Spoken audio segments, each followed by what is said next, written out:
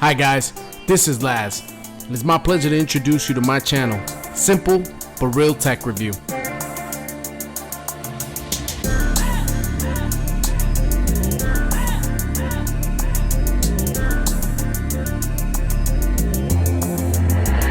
Exclusive.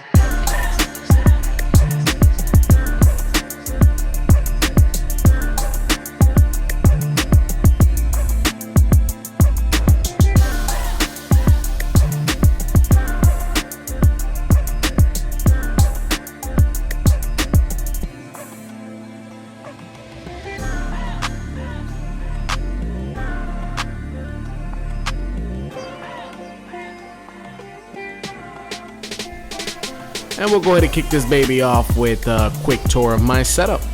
Powering the setup is a 21.5-inch 4K iMac with a 3.1 GHz Intel Core i5, 8 GB of DDR3, and an external SSD 246 GB by SanDisk.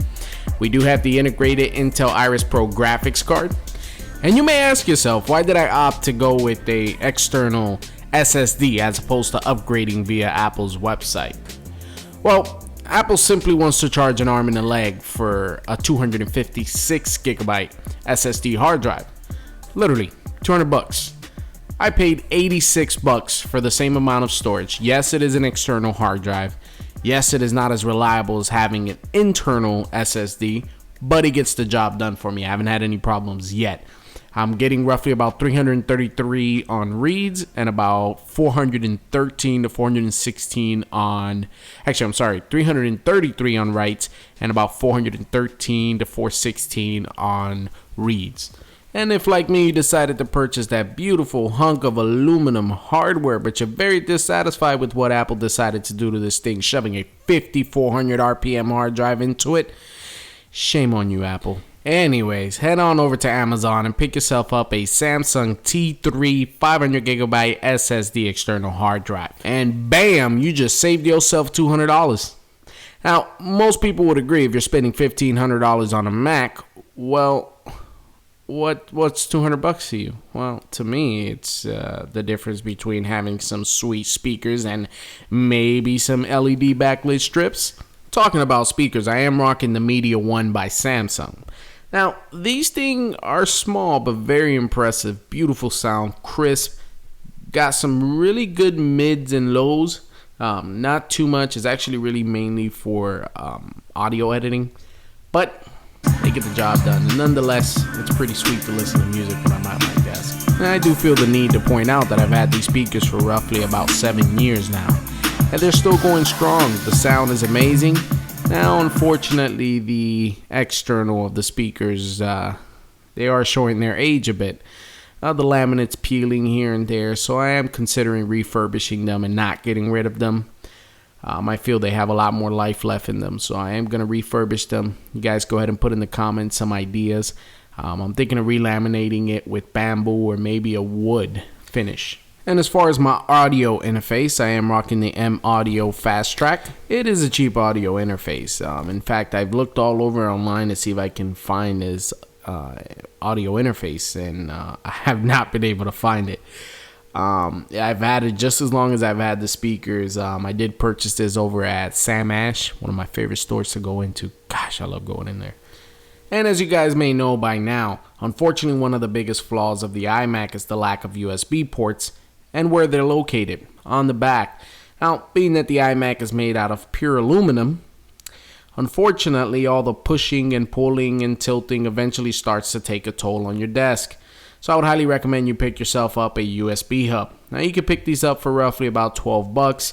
A decent one. I did get mine at Walmart, but I would recommend you pick it up at Amazon. I believe at Amazon you can pick up some stainless steel ones, some aluminum ones by Anchor, which are pretty decent from what I've seen on YouTube. And for the mic, I am rocking the Audio-Technica ATR2500 USB condenser mic. Now, I haven't been too happy with this mic. I feel that the sound quality is not there. But granted, this is an $83 microphone that you can pick up, and it is a USB mic. So, but if you got an extra 20 to 30 bucks extra to spend, definitely go ahead and spend that and get yourself a much better mic.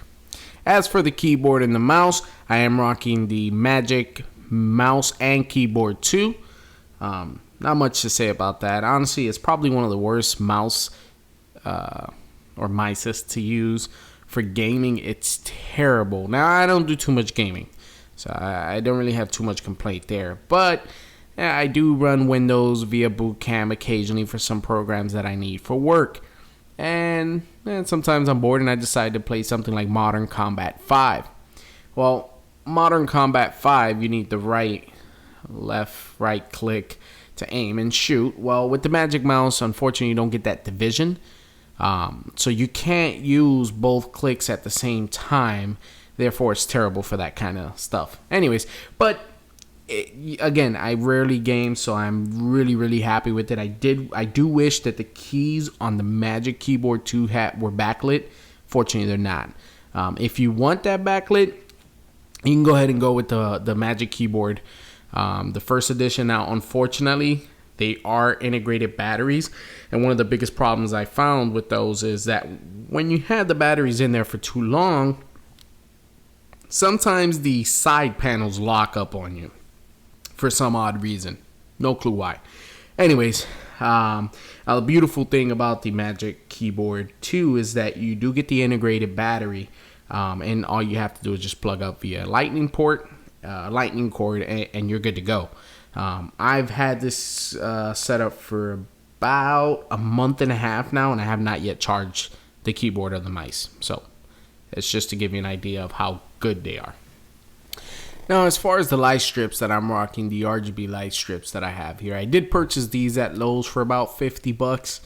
Now, before anyone dogs me in the description, I know you can pick them up at Amazon for about $20. I was impatient. I got my desk finished and I was in a rush and I really wanted to get these lights, and I was willing to spend that extra $25 to get these RGB light strips. Now, I will say one thing. I think these light strips are a whole lot better quality than the ones that you would purchase on Amazon. They do come with quite a few options that I did not notice on the ones that you get from Amazon. And one of those options being that you can actually go with natural lighting with these RGB light strips that I have. So you don't have to necessarily just stick with that red, green, blue, pink, purple normal setups that you see on YouTube. You can actually go with the natural lighting. So it just really depends what mood you're in. You can really set the tone by going with that natural lighting.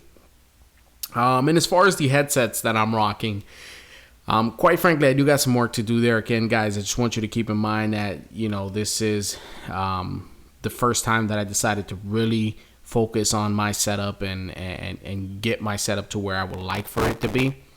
I am rocking the Beats Solo 3s. These are old. I've had them for about 3 years now. And then I also have some new LG tones that I purchased at work. I might be doing a review on these because these actually sound really good. And although I didn't see anything in the box that indicates these things come with noise cancellation, they sure as hell do sound like they have noise cancellation. Because when I have them on, I can't hear a damn thing.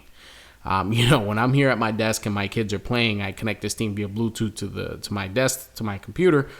That's it. I don't hear anything. I mean, they're back there yelling, fighting, playing on YouTube. I don't hear nothing. So, yeah. Definitely wait on that review coming soon. I'll definitely post some more information about them in the description. That's been it, guys. This is my setup. And the first video, the introduction video to my new channel. Simple but real tech review. And if you can go Bruce Lee on that like button, as it does help the channel, it'd be much appreciated. It's your boy Laz. Until the next one, keep it tech. I'm out.